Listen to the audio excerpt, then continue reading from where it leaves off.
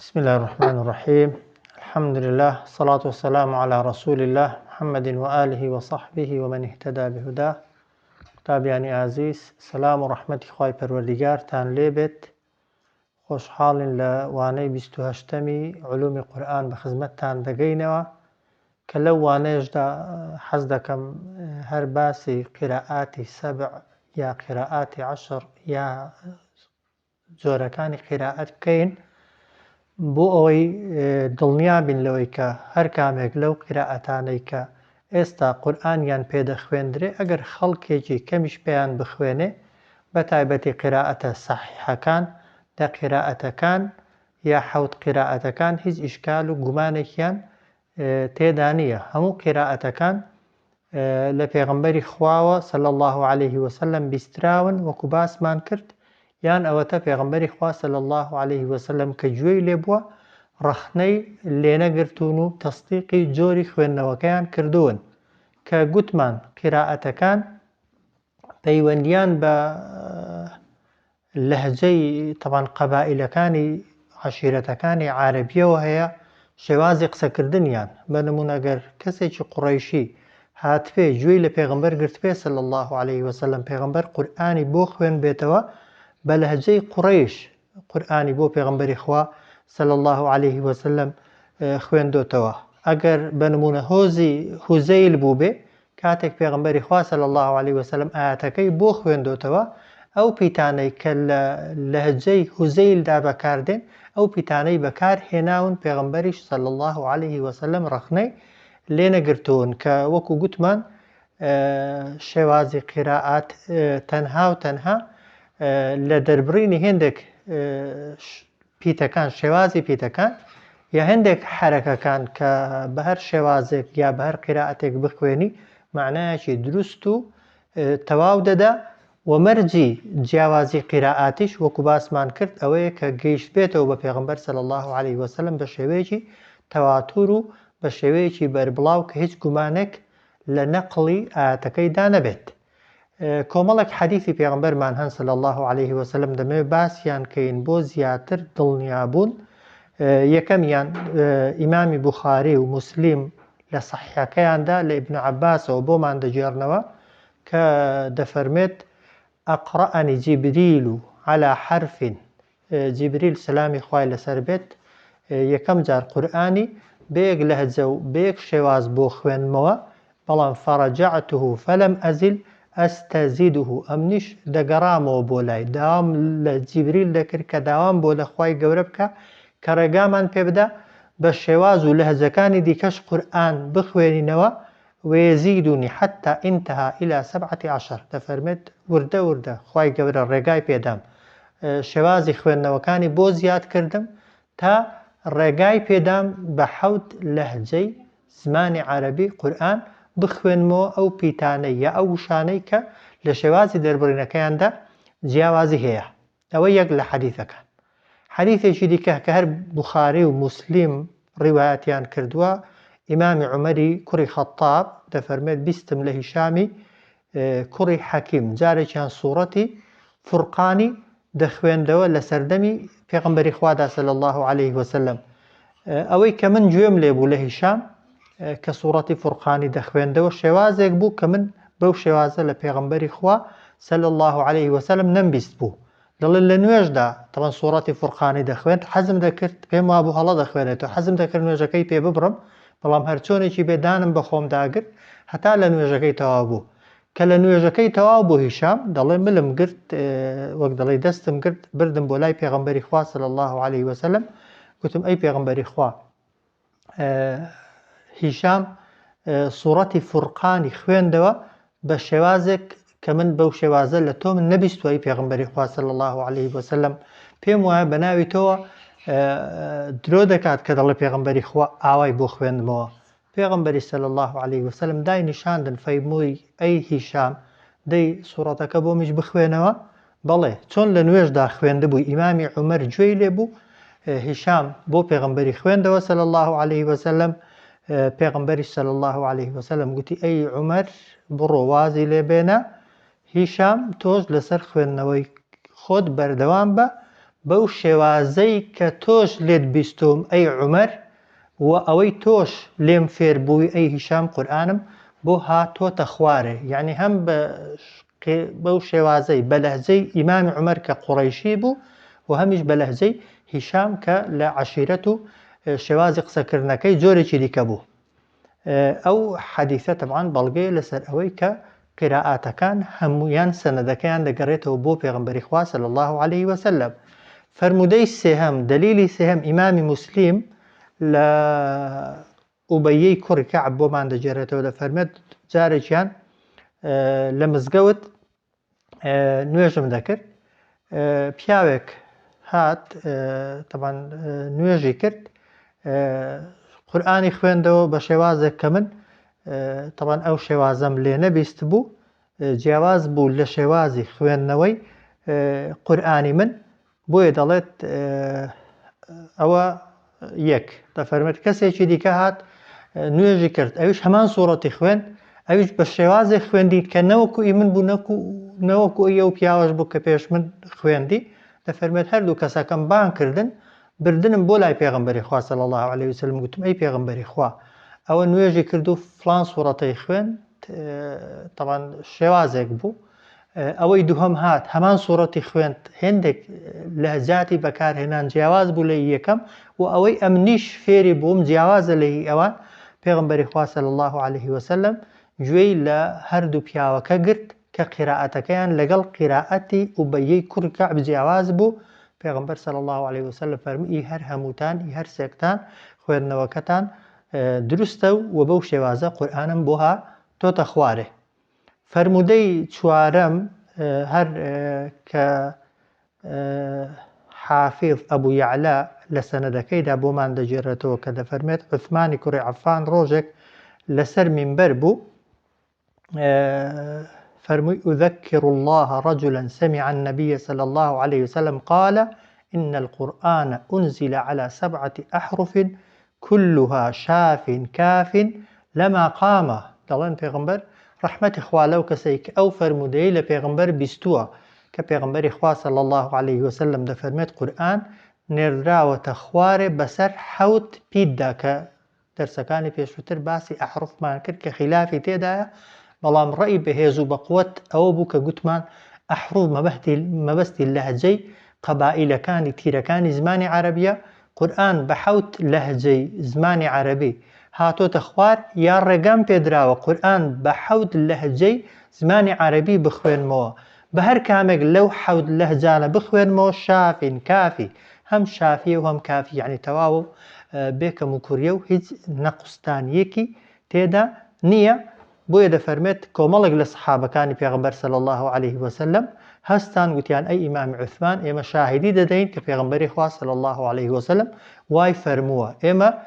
لە خزمەت پێغەمبەردا بووین کە پێغەمبەری خوا صلی الله عليه وسلم ڕێگای بەوانەدا بوو. فرمودەیەکی دیکەمان هەیە کە هەر ئیمامی موسلیم بۆمان دەجێڕێتەوە، دەفەرمێت إن الله يأمرك أن تقرأ أمتك القرآن على حرف. دەفەرمێت یەکەم جار خوای گەورە فەرمانی پێکردم کە ئومەتەکەم ڕابێنم لەسەر ئەوەی کە هەمویان بەیەک لەهجە قورئان بخوێنەوە. فعلا لە قۆناغی مەککەیدا قورئان کە بۆ پێغەمبەر دەهاتە خوارێ صلی الله عليه وسلم، لەبەرەوەی ئەوانە ئیمانیان بە پێغەمبەر هێنابوو، زۆرینیان قوڕەیش بوون و ئەوەی قوڕەیشیش نەبوو لەهجەی قوڕەیشی دەزانی، دەفەرمێت ئاسان هەموو دەیانتوانی بە لەهجەی قوڕەیش بخوێنەوە. دەفەرمێت خوای گەورە فەرمانی پێکردم یەکەم جار کە قورئان بەیەک لەهجە بخوێنمەوە، بەڵام داوام لە خوای پەروەردیگار کرد کە چاوپۆشی لە ئومەتەکەم بکات و لە ئومەتەکەم خۆش بێت و بەخوای گەورەم فەرموو کە ئومەتەکەم ئەوە ناتوانێ، بۆیە دەفەرمێت ڕێگای پێدام بیکەمە 2 لەهجە. دواتر داوام کرد ڕێگای پێدام بیکەم بە 3، دەفەرمێت وازم نەهێنا هەتا خوای پەروەردیگار ڕێگای پێدام بە 4 لەهجە و بە 4 شێوازی قسەکردنی زمانی عەرەبی قورئان بخوێنمەوە. فەرمودەیەکی دیکەی کە ئیمامی ترمذی بۆمان دەجێڕێتەوە لە ئوبەیەی کوڕی کەعب، دەفەرمێت ڕۆژێکیان گەیشتم بە لقي رسول الله صلى الله عليه وسلم جبريل عند أحجار المروة. پێغەمبەر صلى الله عليه وسلم ڕۆژێک لای سەفا و مەڕوا بووە، لای تەپۆلکەی مەڕوا بووە کە جیبریل هاتووە بۆ لای دەفەرمێت ئینی بوعثت إلى أمة أميين دەفەرمێت کاتێک کە جیبریل دێ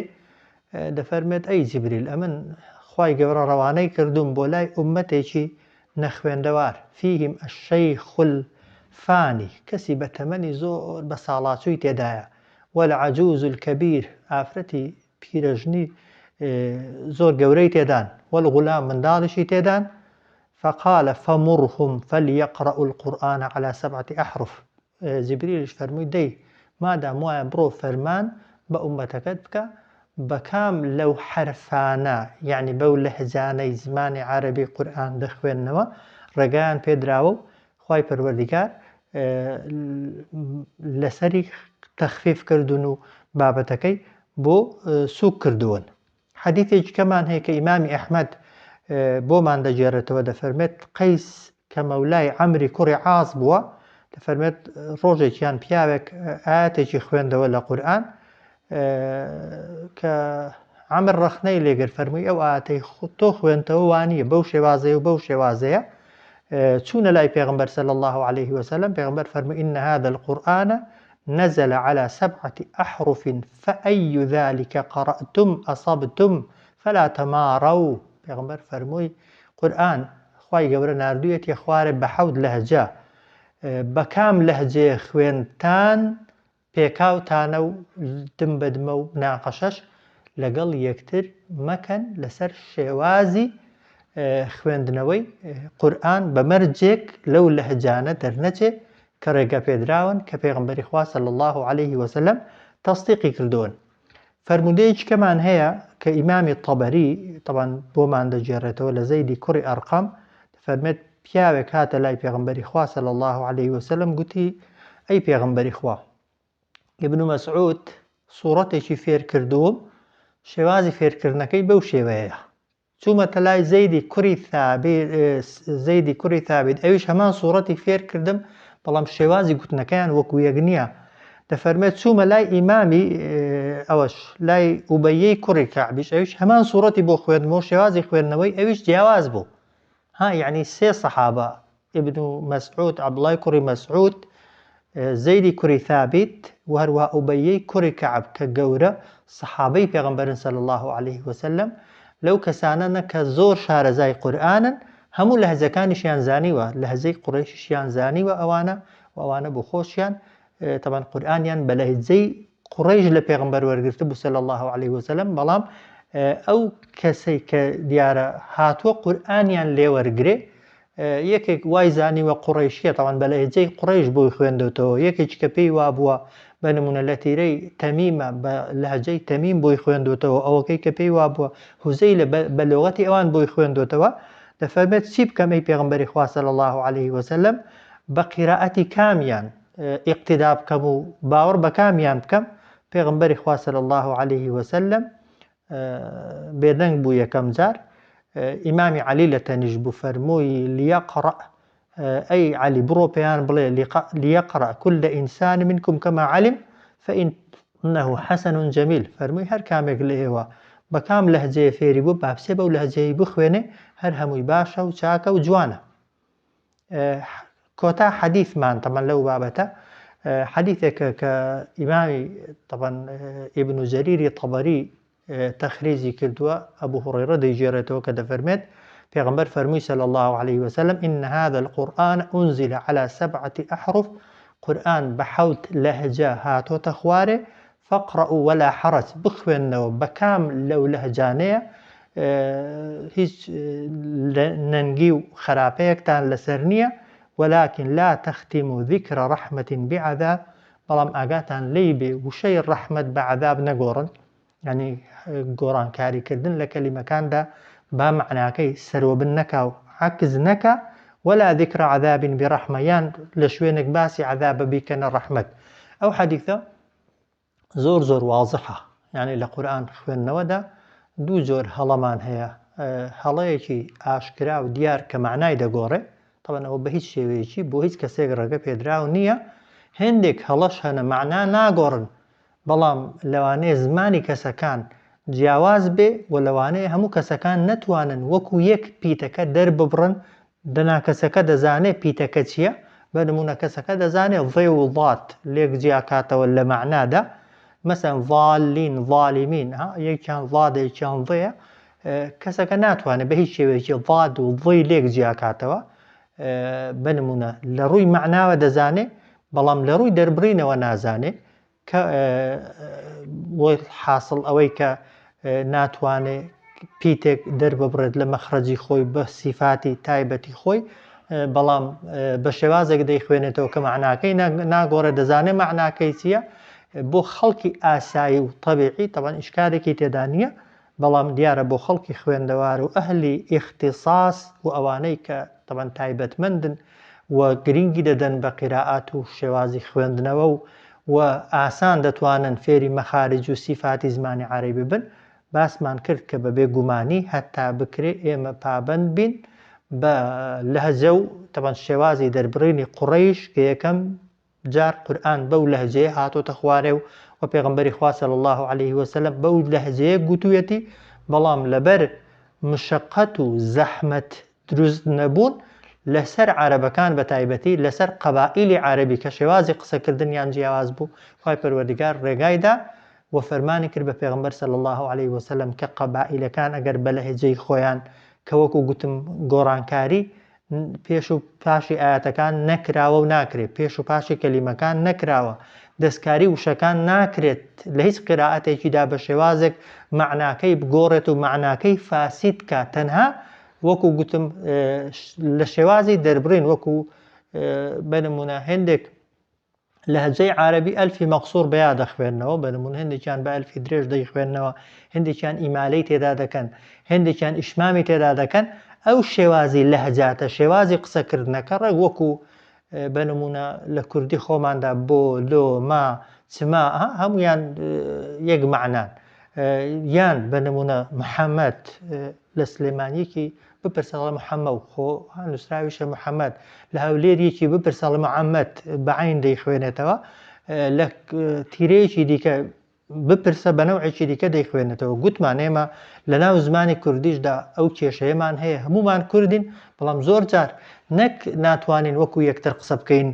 لە شێوازی قسەکردن یەکتریش تێناگەین و حاڵی نابین لە ناو عەرەبەکانیشدا هەمان کێشە هەبوو بۆیە خوای پەروەردگار ڕێگای پێدان بەڵام ئاگاتان لێی بێ وەکو باسم کرد ئێمە عەرەب نین بۆ ئێمە فێربوونی هەر لەهجەیەک لە لەهجەکانی عەرەبی لەوانەیە وەکو یەک بێ بۆیە چاکتر وایە باشتر وایە ئێمە پابەند بین بەو لەهجەیە بەو زمانەی کە قورئانی پێ هاتۆتە خوار یا پێی نووسراوەتەوە لە سەردەمی حیاتی پێغەمبەردا صلی الله عليه وسلم و ئەوەی لە سەردەمی خەلیفەکاندا هەبووە و ئەوەی ئیمامی عوثمان نسخەکانی لەبەرگرتوونەتەوە و ئەو مصحەفەی کە تا ئێستا و تا قیامەتیش هەردەمێنێتەوە کە بە قیراءەتی حەفظ عن عاصم نووسراوەتەوە پابەند بین بەو قیراءەتە و گرنگی بەو قیراءەتە بدەین بەڵام ئاگامان لێی بێت حەدیثەکان پێمان دەڵێن مبالەغەکردن و زیادە ڕەویکردن لە دەربڕینی پیتەکان و مەشغوڵکردن و سەڵقاڵکردنی خەڵکی بە مەخارج و سیفات و شێوازی دەربڕین و هەناسەکردن و بەڵێ گرنگن بەڵام بەڕاستی نابێ ببنە بەدیل و جێگرەوەی گرنگیدان و ئیهتیمامدان بە تێگەیشتن لە ئاەتەکان بە تەفسیرکردنی ئاەتەکان بە فەهەمکردنی ئاەتەکان بە تەطبیقکردنی ئاەتەکان ئاگامان لێی بێت مبالەغە و زیادەڕەوی نەکەین لە فێربووندا خوای پەروەردگار وەلەقەد یەسەرنا القورئان للذیکر خوای گەورە قورئانی ئاسان کردووە بۆ تێگەیاندن و بۆ تێگەیشتن و بۆ فێربوونیش با ئێمە نە لەسەر خۆمان قورسیکەین نە لەسەر خەڵکیش قورسیکەین خوای پەروەردگار هەموو لایەکمان مەحفوظ و پارێزراوکە وصلى الله على سيدنا محمد وعلى آله وصحبه أجمعين